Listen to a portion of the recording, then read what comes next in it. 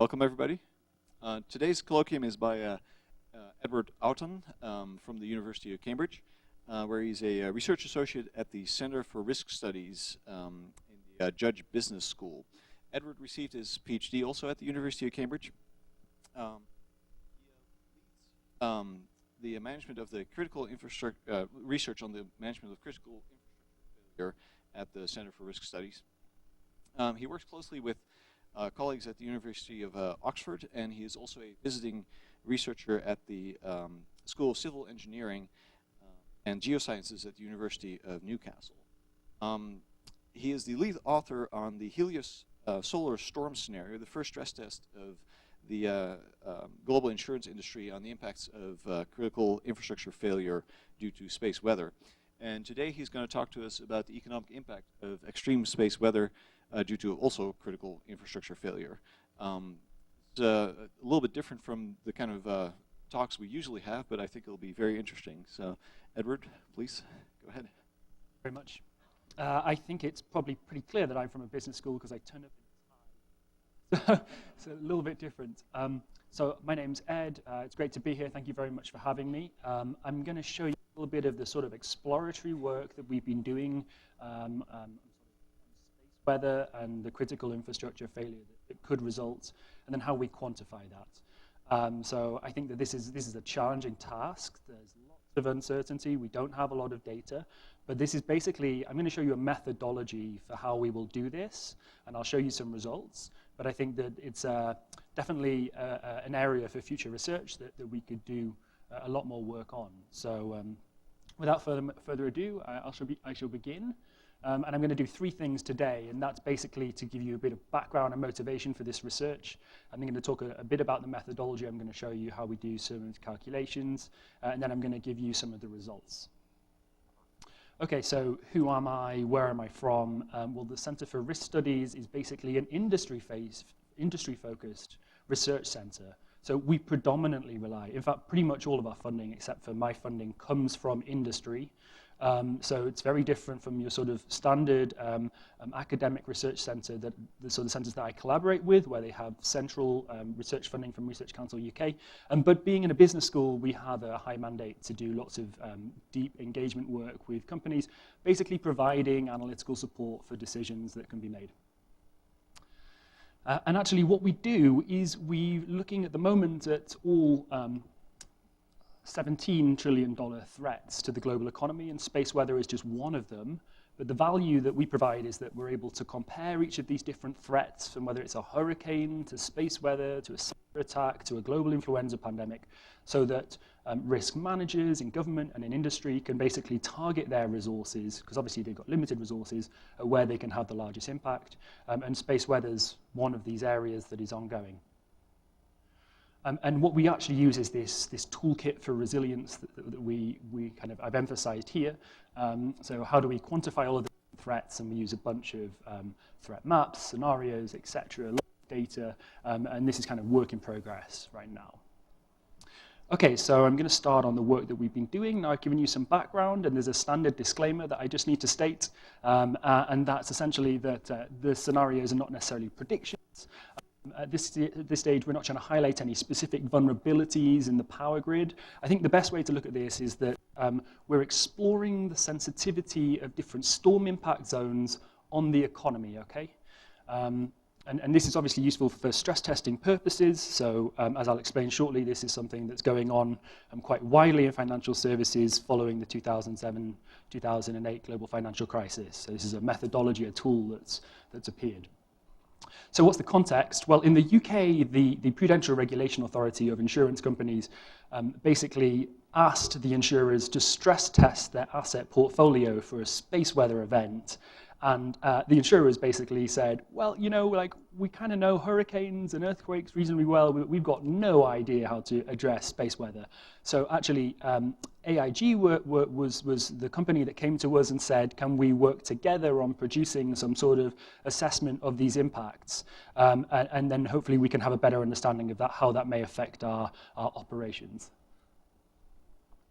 Actually coming into this then about 2 years ago, when I was tasked with delivering on this, I did a thorough review of the literature, and I felt like, particularly for the economic costs that were being thrown around, there was a lack of transparency about how those costs were calculated and what assumptions were being used, what methodologies were being used, and this was obviously a bit of an issue for me. So I feel like one of our key contributions here is ultimately providing something that's transparent, reproducible, sort of adheres to good scientific practice, because that wasn't necessarily around before. So obviously we know that this is supposedly a $2 trillion threat, but when you try to trace down where that number came from, it's really quite hard.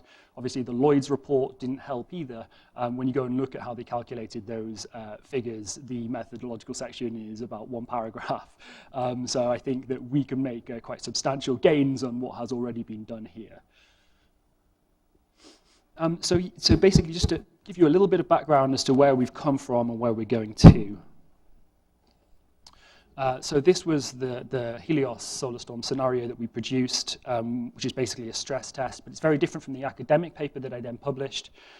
So in here we look at quite long temporal durations. It's really holding the science at arm's length and saying, look, we're just going to take the most extreme opinions that are out there and just run them, and we're going to do supply chain analysis. We're going to look at the economic impacts. We're going to assess the insurance impacts, and we're going to assess the investment asset portfolio impacts.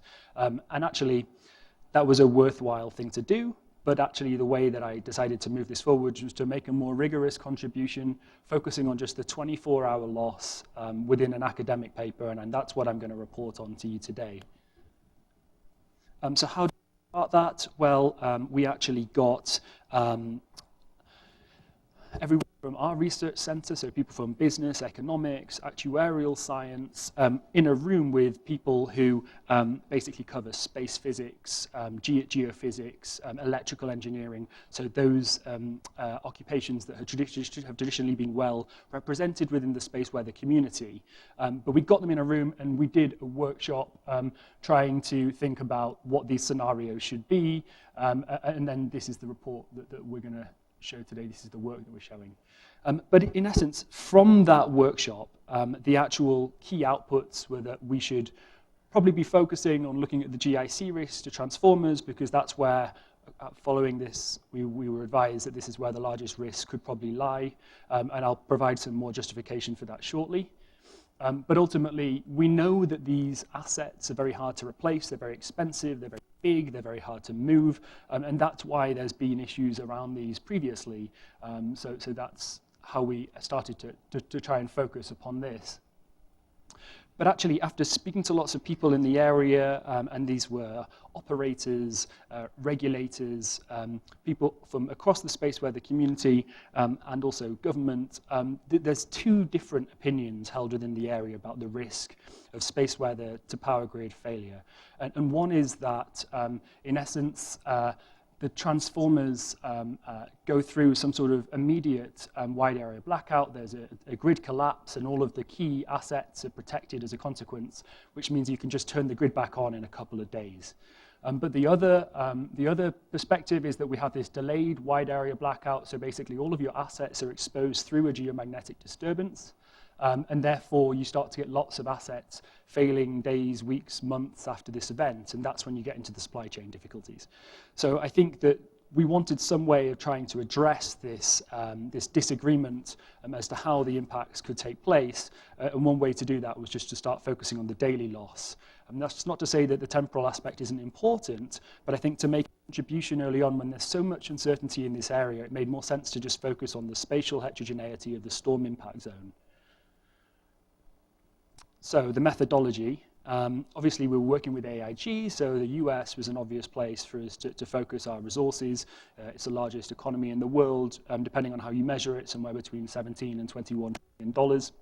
It's also got the largest insurance penetration in the world, so there could be quite significant issues if there was a quite severe space weather event. But basically, we had these 4 steps, and I'm going to talk you through these 4 steps for how we define this. And that was firstly working out the blackout zone by scenario, calculating the direct economic impact by state. We then aggregate these direct economic impacts up to the macroeconomic level so we can do some macroeconomic supply chain analysis, okay?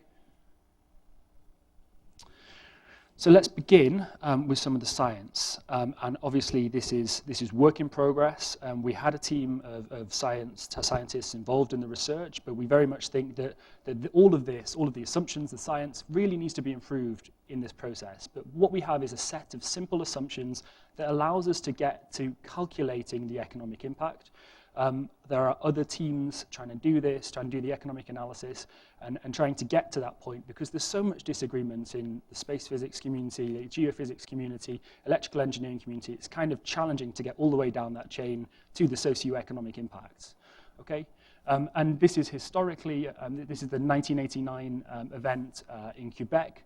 This is the Ottawa research station. And basically, the horizontal component of the rate of change of the magnetic field, when it went above 400 nanoteslas per minute, it caused a grid collapse. Okay? So this is one of the key assumptions that we have within the work, which is this is clearly some sort of indication that as it goes above this point, there's a higher probability of the grid collapsing. And we know that the power grid system since this point has become less resilient because we've got a smaller capacity margin and we've had a privatized system for longer. We've not necessarily invested as we should have done. So we're getting more wide area blackouts as a consequence. And then in order to sort of move towards this, we basically start thinking about the highest dB by dt that we could possibly get at certain geomagnetic latitudes. And basically, for the purposes of the model, we assume that the dB by dt occurs above that maximum, above that 400 nanoteslas per minute point within the auroral electrojet region. So that we can start to move forward and parameterize the size of the electrojet. So what we then want to do is we want to start thinking about the latitudinal width of the electrojet so that we can work out some sort of storm impact zone. We looked at the scientific literature, and there's some indication that although this auroral electrojet can move equatorward, it always stays generally within this 5.5 degrees latitudinal width. So that's a way that we try to basically put a bound around the size of this thing. And then we ended up trying to develop these different scenarios for where the actual electrojet could shift to. And there's some indication that it could exceed those points at 55 degrees geomagnetic, 50 degrees geomagnetic, and 45 degrees geomagnetic. So they're the three scenarios that we first started working with in order to move forward to doing some economic costings, although we did end up adding a fourth scenario, as I will explain shortly. So in essence, what we did within these scenarios is we said if that's the latitudinal width of the electrojet and there's a higher probability of grid collapse within those areas, let's take the population centroid for each state, and if the population centroid for each state landed within that auroral electrojet region, then we would assume that the state was within that storm impact zone, and that would be a way forward for us to start doing some economic work. So it's exploratory at this stage, and in essence, we had these first three scenarios, but actually when we went out to peer review, we were asked to put in this fourth scenario, which we've been kind of hesitant about. I mean, these are huge areas to start off with, and pretty monumental assumptions. But ultimately, we were asked to put in this scenario where you had this equatorward shifting of the electrojet, and it tripped off the power grid as it went in that direction. But anyway, we ran the scenario because we think that that's important. It gives us a rough order of magnitude of the different sizes of these potential storms.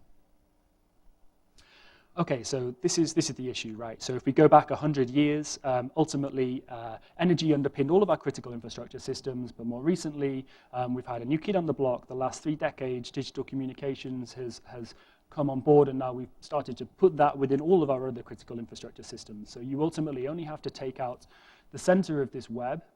Oh, I'm sorry. So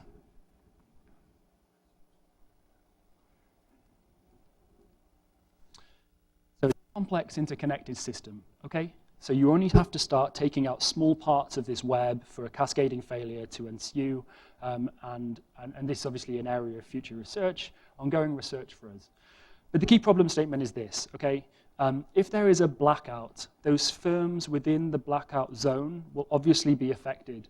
So firm 2A doesn't have power, neither does firm 2B. But although there has been work done previously on costing this, that's only part of the costs, right? Okay, so these firms are all in supply chains. So if firm 1A, which is outside of the blackout zone, can't sell its goods or services to firm 2A, then there's an economic loss, all right? And then if firm 2A doesn't have power to produce goods and services and sell it to firm 3, then there's an economic loss as well. And ultimately, we don't just have domestic supply chains, we have international supply chains. So this is the problem statement for which we then move forward. We're trying to quantify this disruption to supply chains domestically, but also internationally. And we do that not just directly, but also indirectly. That's how we move outside of the blackout zone.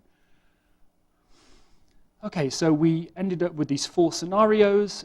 They then produced different levels of population disruption as a consequence of the disparities in population between states. And then obviously we took state-level GDP data for all of the industrial sectors. And we made the assumption that if there was no electricity, there would be no value-added activity taking place in that particular day in that state, okay? So this would give us the upper bound of the potential macroeconomic loss.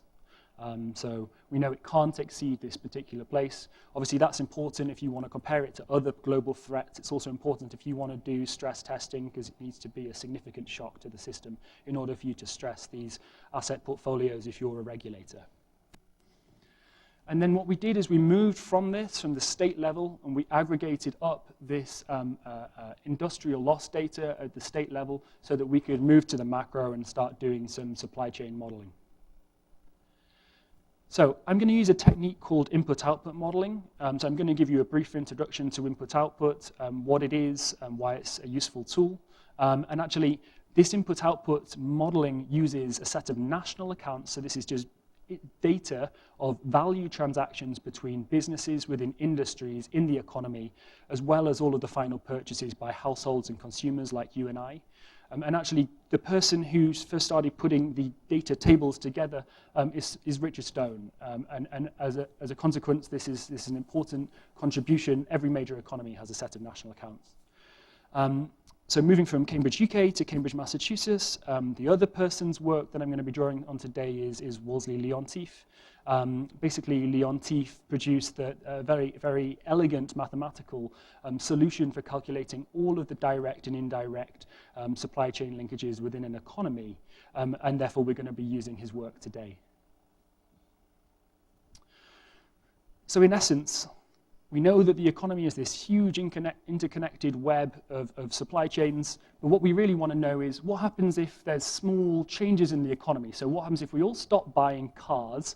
How will that then propagate through the economy? For example, there'll be less car assembly, there'd be less components manufactured, we'd get less steel production, less raw minerals being extracted, but this is a methodology that allows us to therefore capture this. And we used a system of linear equations. And rather than go through each of these today, I'm just going to focus on the one classic Leontief model just here. And I'm going to talk you through how we generate these metrics that allow us to start doing some supply chain analysis.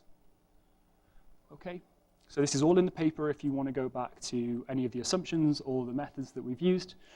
Basically, so this is the structure of an input-output table. We have a transaction matrix. So if a company buys steel to produce cars, it goes within this part.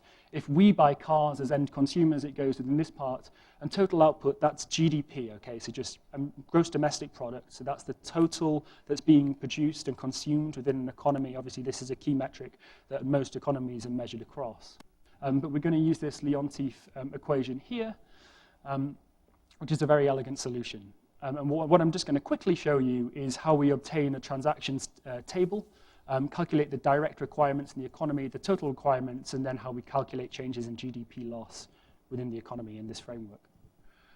Okay, so this is the basic transaction table. So imagine if you bought something, if you're a car manufacturer and you bought steel, then basically all of your purchases are in this vertical column, and all of your sales to other sectors are in this row column here, okay? And this mathematical equation here just emphasizes that if you want to get the GDP or the output of a sector, you just add up all of these intermediate values here. So just bear with me 1 second. Obviously, we have that for the total economy for this kind of highly stylized example. And ultimately, we then need to obtain what is called a set of technical coefficients. So that's the input-output table. This is just a production recipe, okay? So I like cake. I make the assumption that you like cake as well. So if we want to make a cake, we'll need 3 eggs, we'll need a certain amount of flour, we'll need a certain amount of butter, a certain amount of sugar.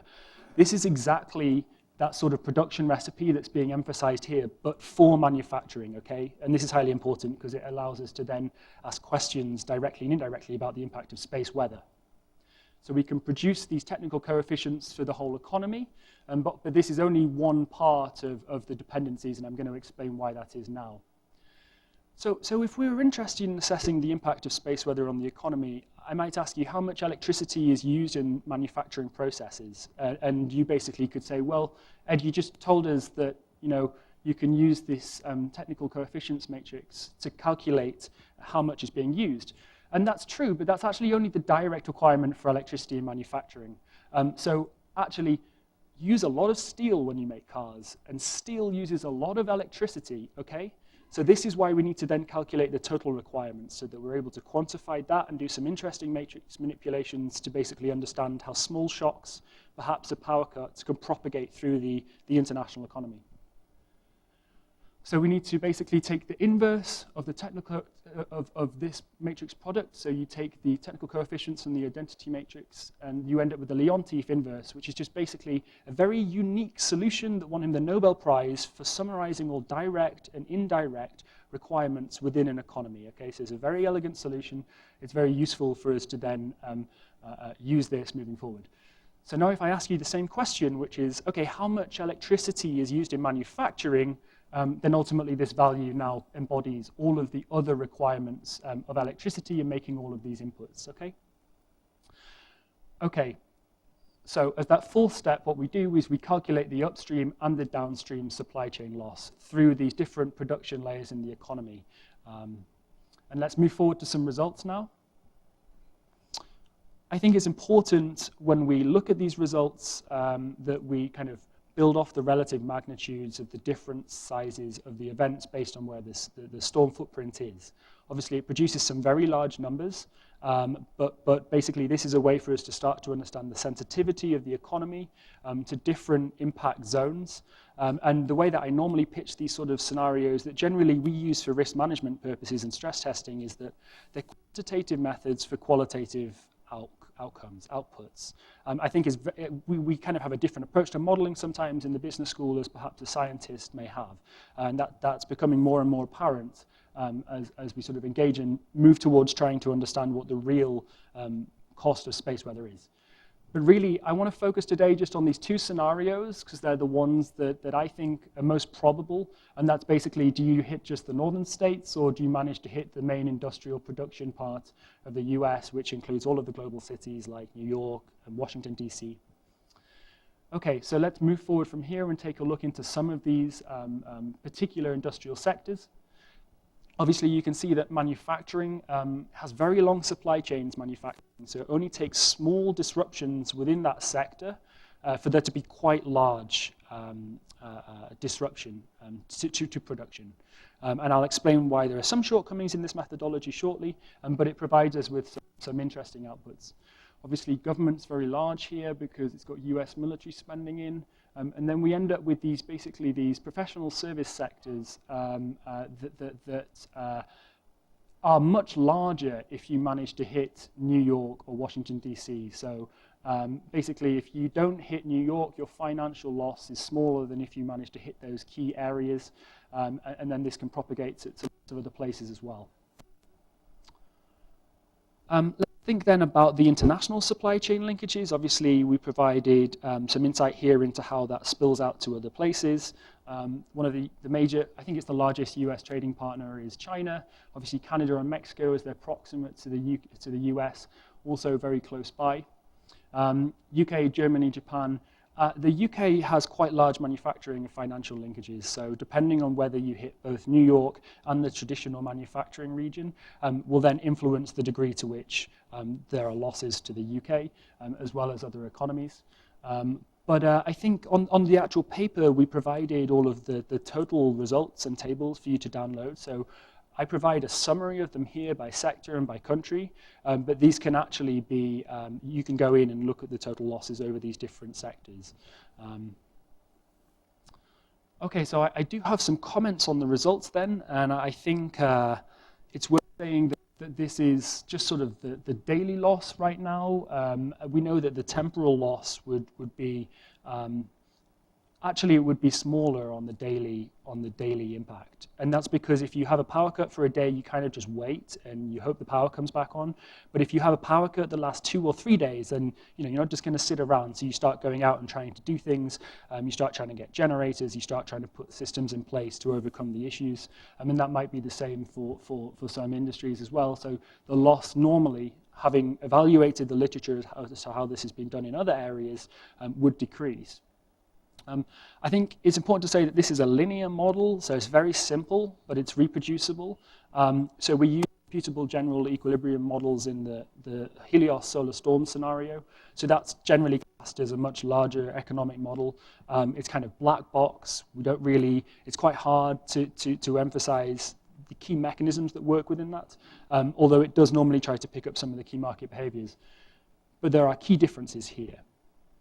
I think also it's worth saying that this is basically the macroeconomic loss, and there would be other losses as a consequence of the social disruption that would be caused if we lost power. I think it would be chaos within probably about 48 hours if people didn't have food, didn't have healthcare, medication, all those sorts of things that we would come to expect as standard.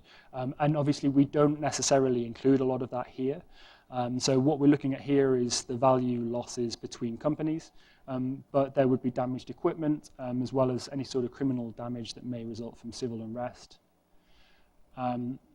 So the conclusions. I think the important thing to emphasize is that the supply chain loss is really important. If you just focus on the blackout zone, you're only capturing about 50% of the total economic loss, and not all of it. So it's really important that we start to focus on that, particularly if people want to use this work for cost-benefit analysis of space weather forecasting, mitigation measures, and that's generally why these economic studies are now being undertaken and what they're being used for. A key contribution is that this is very transparent, and it's attributable to the people that worked on this, and therefore, moving forward, there's a clear paper trail for how we had a set of assumptions and reached some outcomes. I think everyone on the panel yesterday who basically has been working on this economic impact of space weather, whether it's the European Space Agency, NOAA, realizes that this isn't just something that you do once. You do the first study and then you realize what you don't know and how you should improve it. And then the likelihood is that we could probably go out and do it again and do it with the improvements, but we might even need to do it a third time after that. This is an area that really needs 3 to 4 to 5 years of research spending on it. If you look at hurricane modeling, earthquake modeling, risk management solutions have 600, 700 PhDs working on developing hurricane models. So how can just a small group of people start to even understand the economic impacts of space weather when this is a huge area and there's still a lot of uncertainty around how some of these physical processes play out, let alone before you even get to the economic impacts. But I think a key point is that we provided some insights for both government and industry as to how the losses could accrue. We think that we actually managed to start the discussion between those people working in business and economics who may end up writing the risk and paying out for these failures, paying out for these disruptions if there was a serious event, and obviously the people in the space weather community who are working really hard on trying to understand and model the science and predict when these things might happen. And I think that that's a valuable contribution. And then finally, I think that being able to pitch this in GDP terms, as I said before, we model all 17 global threats. Being able to pitch it in an economic metric actually means a lot to some people who work with these numbers all the time. So we can compare the impact of a space weather event to global influenza or the worst hurricane season that we've seen, and then we know what size we could be expecting. So this is kind of a valuable thing to be doing. I think it's not just kind of an aspiration to move forward to global regional scenarios, but also there's a lot of improvements that could be made in the inputs that go into this work. Because at the moment, all of these different studies, whether it's NOAA's, European Space Agency's, UK Met Office, UK Space Agency, they're just all using a different set of assumptions, a different set of inputs, and then we kind of wonder why we get these different results. And it's like, well, if you assume that there's a different number of people being disrupted, then you're going to end up with a different economic loss.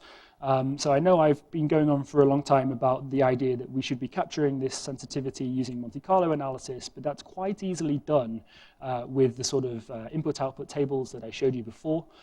So we could change the disruption to the population, or we could vary the geophysical parameters of the substorm across a very wide area and generate lots of different results for how that changes, because it very much matters where that storm ends up landing. So I think that's where we should be going in the future. So that's me. I look forward to your questions and your discussion, and I hope that the research was something a little bit different for you. Thank you very much.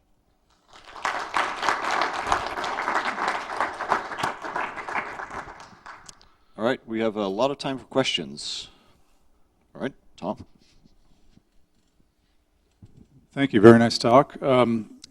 If I'm understanding correctly, in your scenarios, you assume that the electrojet regions, those regions underneath the electrojet in each scenario were completely blacked out. In other words, you just went state by state and said, state has no electricity, this state has no electricity. So an obvious improvement would be to actually model the grid and see what happens to the grid. Now, I realize the complexities of trying to get information from privatized entities on their exact configurations and sensitivities, but I think this is a good start. It really shows where, if you have impacts along these latitudes, you're going to have those economic costs. But the grid itself is so complex, and as you know, we have 6 different private grids in this country, so that's obvious area for, I think, a really rich area for future study. Mm-hmm. So actually, the same question came up yesterday, and I totally agree. I think data is really hard. Resources actually is a key issue here as well. I mean, we did this on a very minimal budget, and obviously we made some gross assumptions about how this would play out, but we felt like it was important for it to go out in the literature so we could share and learn. There's other people doing studies. Actually, I think within just that, there's 6 different grids, it's quite easy to segment these regions and to just do this all again based on different grid settings. Originally, we just wanted 3 scenarios, so it was just easy to show and illustrate the methodology, which is almost prototype.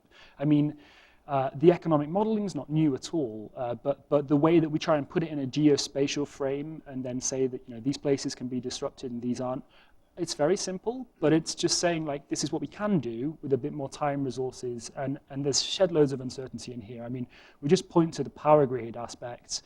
Obviously, people would like us to see using a power grid model, but we also completely ignored or didn't include, should I say, in this particular part, the ground conductivity.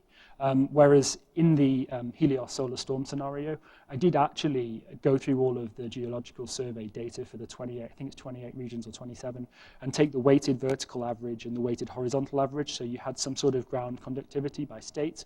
But again, it's kind of crude, and you really need $10 million where you have each team, and when I would just be the economics team, and you would have space physicists, geophysicists, electrical engineers, and maybe even a governance team doing the kind of dissemination of the results.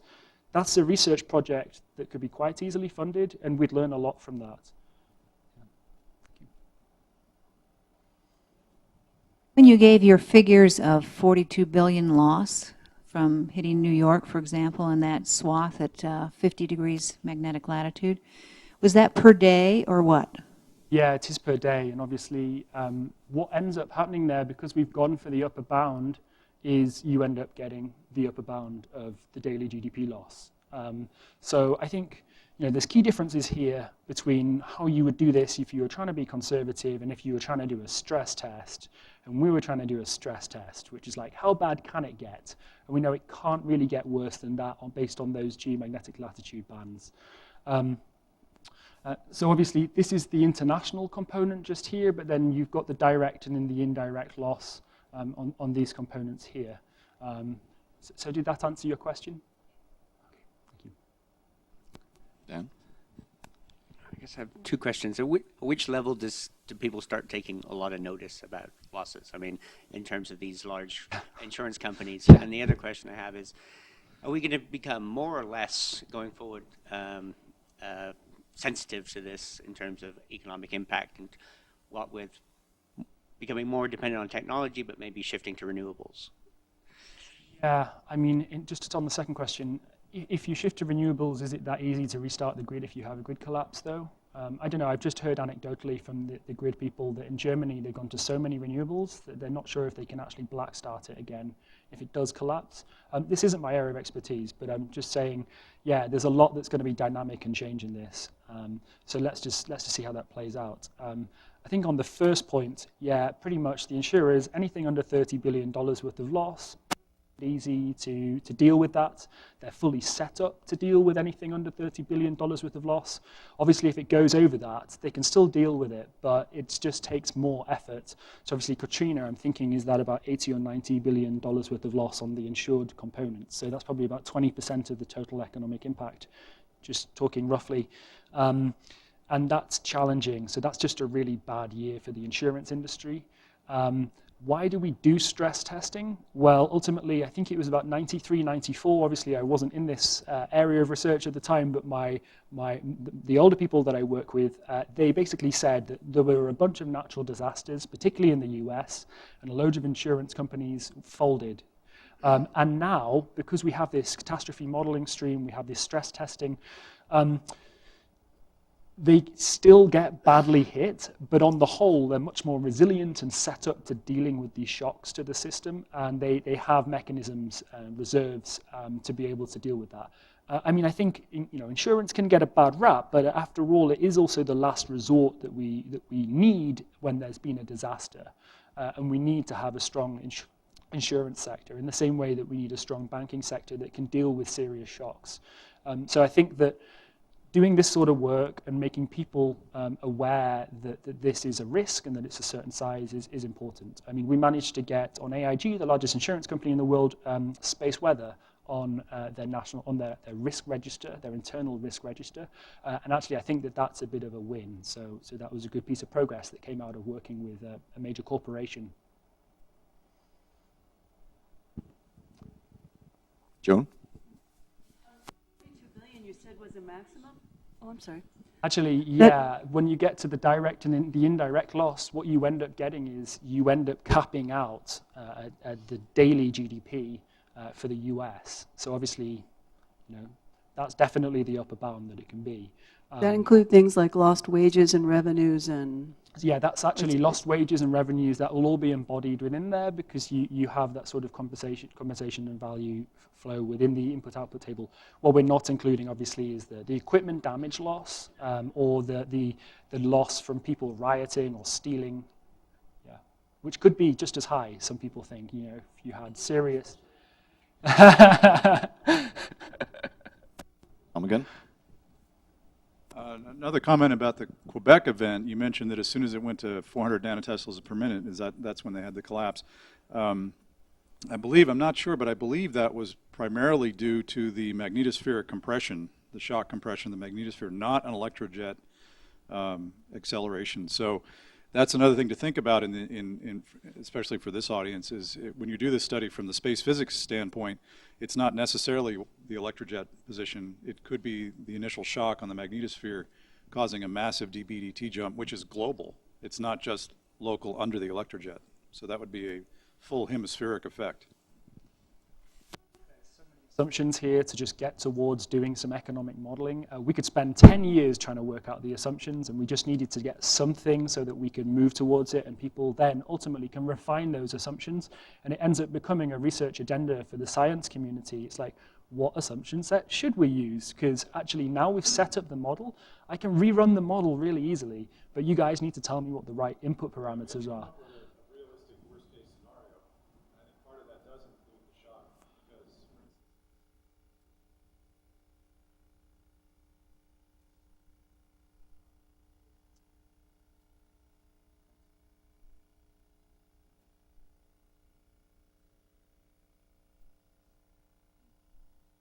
I mean, I guess this is a community endeavor, and that's why we're trying to say, like, kicking off these discussions between scientists and people coming from the business domain is, I think, a valuable way to progress.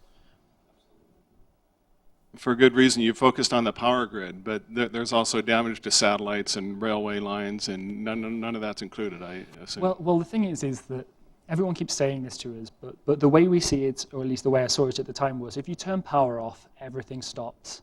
So you don't double count in the input-output table because you would address it as you work in the beginning part of the model parameterization. But the point is that if everything's already turned off, you're not going to get much more of a loss, which is exactly what we saw when we capped out at the total value-added loss for the whole economy. So it can't get much worse than that. We are looking at satellites. I actually have some funding to develop a global satellite model next year. And one of the things that we're interested in testing it for is space weather. But I think that what we currently lack is a thorough understanding of those services which actually rely on satellites. So in terms of electricity, it's really easy for me to trace where you've paid for an electricity service. And that's all in the data that I showed you, the input-output table.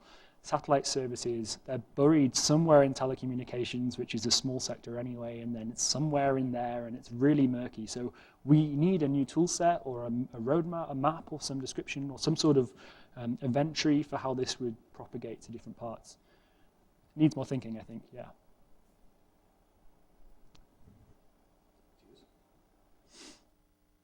I was wondering if some people estimated which investment would be required if one significantly want to make the power grid more redundant, that it might not be affected that dramatically. So I haven't done any cost-benefit analysis here. There are the other cost-benefit studies that I've worked quite closely with and reviewed, and also NOAA's now doing its own cost-benefit analysis with Apt Associates. I haven't done it here. I focus purely on the economics. The other cost-benefit analyses do some very interesting stuff. You know, they go across all of the sectors and they cost all of the benefits, and there's a lot of improvement that needs to be made there on the assumptions behind how the cost is reduced if you invest in something. But I kind of focus just on the economic question here. I think that there's an assumption set around that really needs to be open and discussed. I mean, if you had 24 hours extra warning, if you had an extra satellite rather than half an hour, what could you do with that? And that is all a bit hand-wavy at the moment. And we know that we need to try and work out how we can kind of robustly defend some of those assumptions, because it massively influences the cost-benefit ratio that you get, which every policy maker or politician who's going to invest in something will just focus on probably one number or a couple of numbers in the outputs. And this is economics. It's not an exact science. We've got very poor validation, mainly because we can't isolate and test. We have human behavior in the economy. So this isn't like Maxwell's equations. You fundamentally say or do something, and the economy might just change its entire behavior. So your predictability is relatively low. And I think actually, having done this now, I think Dan and I spoke previously, yeah, we need to do more validation of this. There needs to be a shed load of more research on all of these parts. But we need some funds to do the validation bit, I think.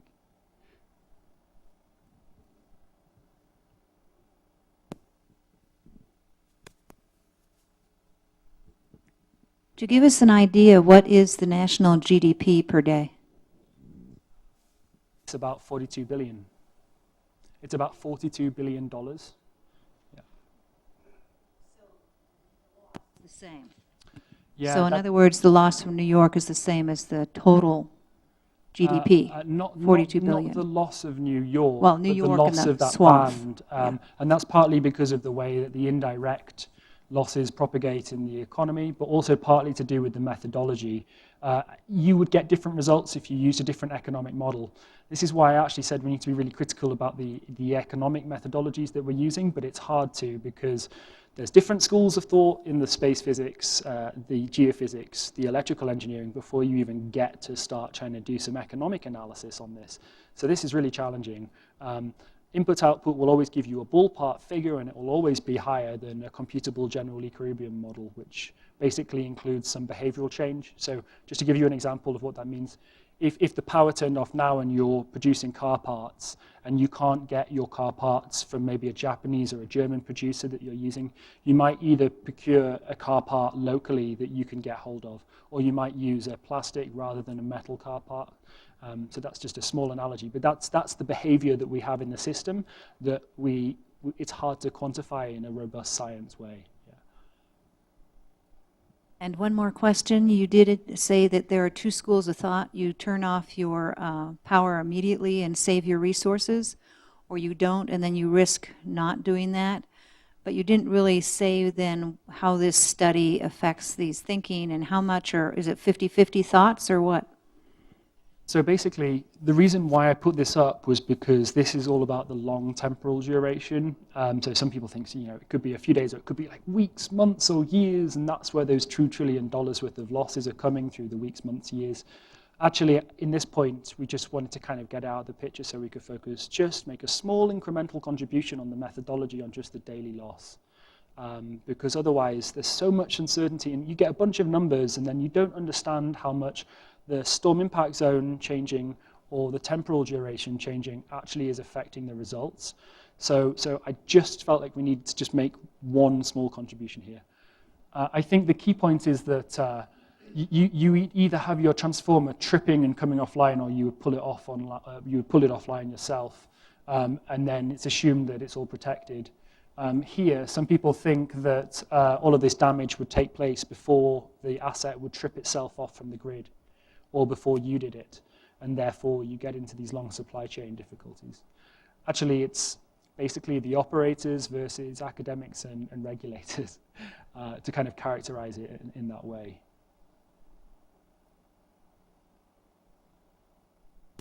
I actually have a question. Similar to work. Obviously, there's a number of relatively straightforward ways that this can be improved, right? You can increase the fidelity of, for instance, adding the power grids, or looking more closely at, instead of looking at a single state, you could look at subsections of states, things like that. But I'm wondering, you must have run across things that you simply just don't know. Yeah. And I'm wondering, where are the biggest gaps? What are the things you don't know that you really need to know in order to do a better job of this kind of prediction? Well, it's this, and it's these. Like, how do you even work that out? I mean, this isn't my area of expertise, but from what I understand, we don't have a lot of the physics, or we still lack some physics to fully understand how geomagnetic disturbances may take place after a space event on Earth, and then how that propagates through into the power grid. I spoke with National Grid a lot, and they basically said for us to do this thoroughly, we need to model each asset within the grid structure, and that's just a huge task, probably not capable for us to actually do. So this is the key challenge. Like, that's a massive undertaking. So we need maybe a better story, or some more numbers would be great, better data. It's not easy. I guess FERC has some of this data. You wouldn't get, an outsider wouldn't get hold of this sort of data on transformers. We can try and scrape as much of it from the web as possible. We actually went through the FERC reportings. We have the database for like 2,000 transformers by state across the USA, but we just haven't really got to a point where we know how to like usefully use that information. And maybe that's because it needs to be a multidisciplinary research effort, not just a bunch of people trying to do business analytics.